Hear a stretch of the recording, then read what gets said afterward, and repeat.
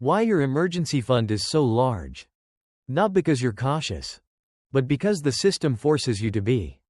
In the US, an emergency fund is no longer reserved for rare situations. It has to absorb risks that society should never have pushed entirely onto individuals. 1. Because a small disruption can become a financial catastrophe. In the US, a job doesn't just pay wages. It holds the keys to health, survival, and access to timely treatment. When you lose your job, you don't just lose monthly income. You lose health insurance, something tied to labor as a privilege, not guaranteed as a basic right. You lose the ability to afford medication, tests, ongoing treatment. In other societies, illness is a shared risk. Here, it is a suspended financial sentence. One mistimed diagnosis. One emergency that happens before a new contract is signed. One prescription no longer covered by insurance. That's enough to push a stable person to the edge of bankruptcy. That's why an emergency fund is no longer a standard risk management tool. It becomes the last shield between you and collapse. Cash in your account does not represent abundance. It represents the number of days you are still allowed to not get sick. Not yet forced to choose between health and solvency. Your emergency fund has to grow.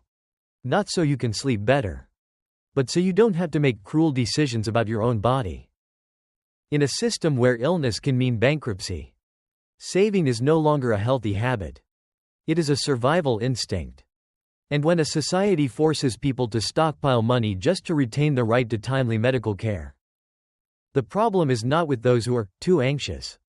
The problem is with a system that has turned health into an individual risk instead of a shared responsibility.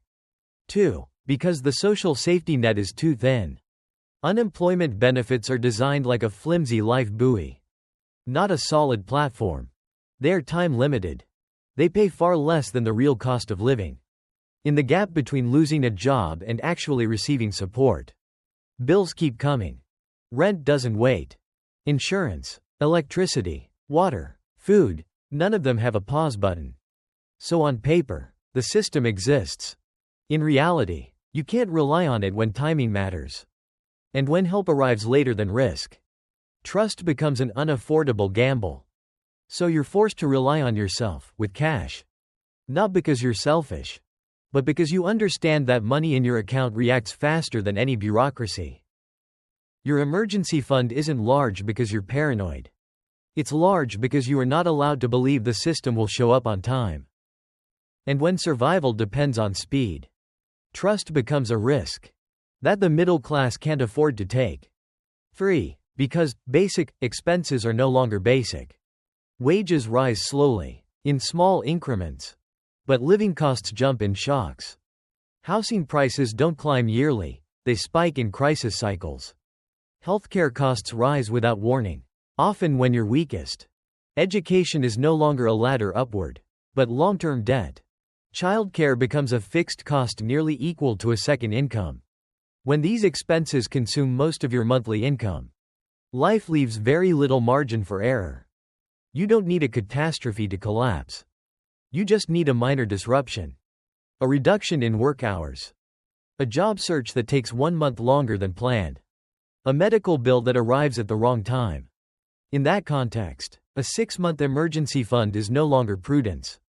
It's not a long-term plan. It's a delay of collapse. 6 months isn't enough to rebuild your life. It's just enough to stay upright. Keep bills from going overdue. And buy a little time to breathe. And when half a year of income is required just to avoid breaking immediately, it reveals a cold truth.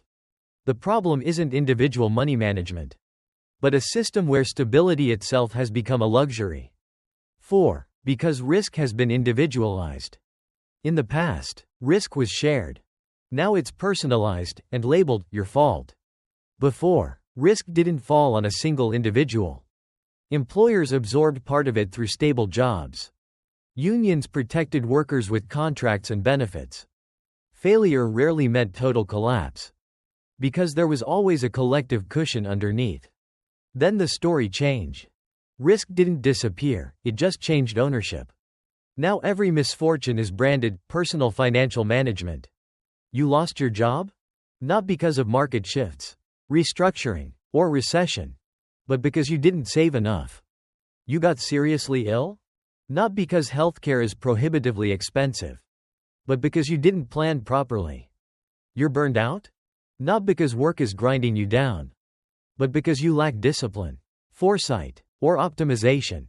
The language of personal responsibility is used to mask the retreat of collective responsibility.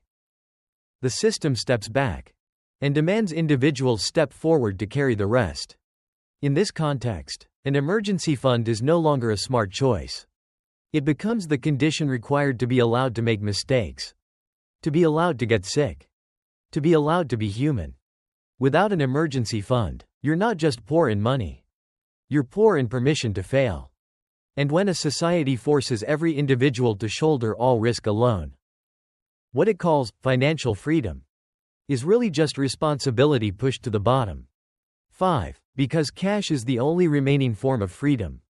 You don't hold cash out of ambition, but out of lack of alternatives. You can't adjust your work hours when needed. You can't rest at the right time without consequences. So you keep money. Not to invest, but to retain the right to exit. Exit a toxic workplace. Exit a pace of life that's eroding your health.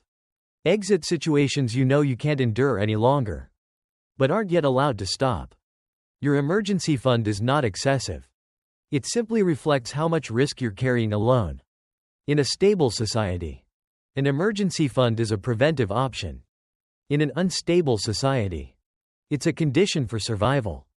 And if you have to stockpile just to feel safe, if you need cash just to dare say, enough, then the problem was never you. The problem is a system where freedom doesn't come from choice, but from how much money you manage to hold on to. So your emergency fund hasn't grown because the middle class is too fearful. It has grown because the world around them is too fragile. When work no longer guarantees security, when illness can trigger bankruptcy, saving is no longer a financial strategy. It's a survival instinct. A healthy society doesn't force people to hoard money just to dare to rest, doesn't turn cash into an escape ticket, and doesn't normalize prolonged insecurity. If your emergency fund keeps getting larger, it's not a sign that you're living wrong. It's a signal that the system is demanding you carry too much on your own. The problem isn't with those trying to protect themselves. The problem is with an order where safety must be purchased with money, instead of guaranteed by shared structures. And until that changes, an emergency fund will never be too large. It will simply be the price of staying upright in a society that is not yet truly stable.